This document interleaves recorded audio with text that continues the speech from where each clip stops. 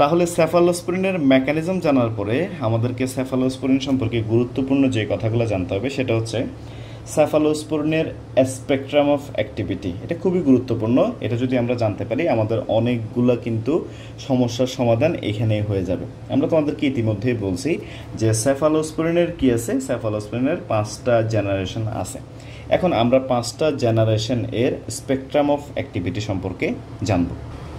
এখন এখানে প্রথম কথা হচ্ছে যে স্পেকট্রাম বলতে আমরা কি বোঝাচ্ছি। স্পেকট্রাম বলতে আমরা বোঝাচ্ছি যে সেফালোস্পোরিনকে আসলে আমরা কাদের এগেইনস্টে ব্যবহার করি, কোন কোন অর্গানিজমের এগেইনস্টে আমরা সেফালোস্পোরিনকে ব্যবহার করি, অথবা অন্যভাবে আমরা বলতে পারি যে সেফালোস্পোরিন কার কার এগেইনস্টে কাজ করে বা কাদেরকে কভার করে, একদম সিম্পল ল্যাঙ্গুয়েজে। ওকে, এখন আমরা সেটাকে একটু দেখার চেষ্টা করি। আমাদেরকে একদম খুঁটিনাটি সব কিছু যে জানতে হবে তা না, কিন্তু আমাদেরকে কিছু গ্রস কথাবার্তা এখানে জানতে হবে।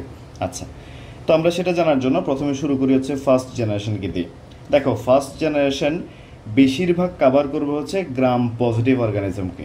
তারা কাদেরকে কভার করবে? গ্রাম পজিটিভ অর্গানিজমকে কভার করবে, এবং কম পরিমাণে হলো গ্রাম নেগেটিভ ব্যাকটেরিয়াকে তারা কভার করবে। তাহলে ফার্স্ট জেনারেশন মূলত কাদের এগেনস্টে আমরা ব্যবহার করব?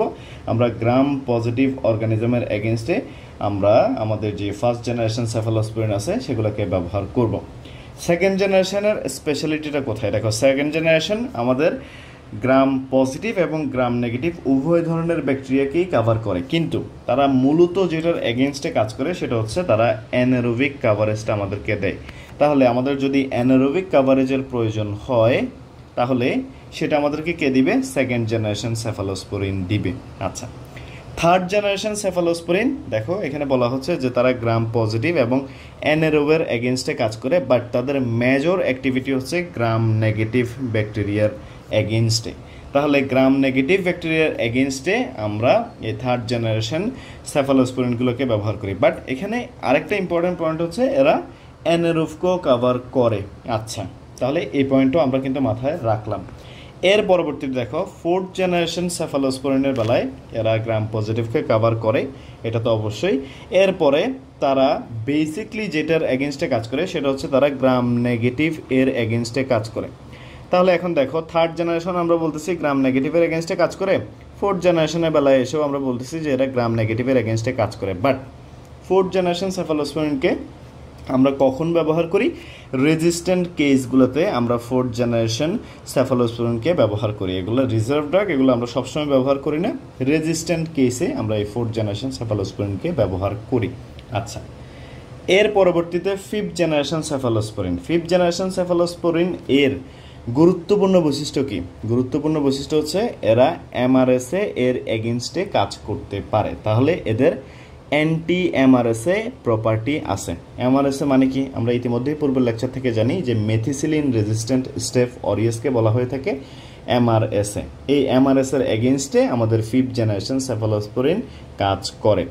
এটা অন্য অন্য বিটা ল্যাকটামের মতো আমাদের যে গ্রাম পজিটিভ অর্গানিজম আছে, গ্রাম নেগেটিভ অর্গানিজম আছে, তাদের এগেনস্টেও কাজ করে, এবং এটা কমিউনিটি অ্যাকোয়ার্ড ব্যাকটেরিয়াল নিউমোনিয়ার এগেনস্টেও কাজ করে।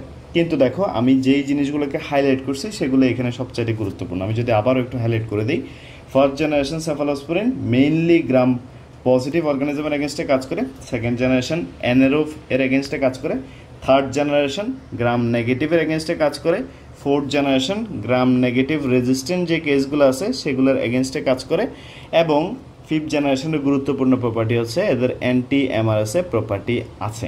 আচ্ছা, এখন কোয়েশ্চেনগুলো কীভাবে হইতে পারে? দেখো, আমাদেরকে জিজ্ঞেস করতে পারে যে সেফালোস্পোরিনের কাদের কাদের অ্যানারোবিক কাভারেজ আছে। তাহলে আমরা এখন এটা বলতে পারবো যে সেকেন্ড জেনারেশন এবং থার্ড জেনারেশন এর অ্যানারোবিক কাভারেজ আছে।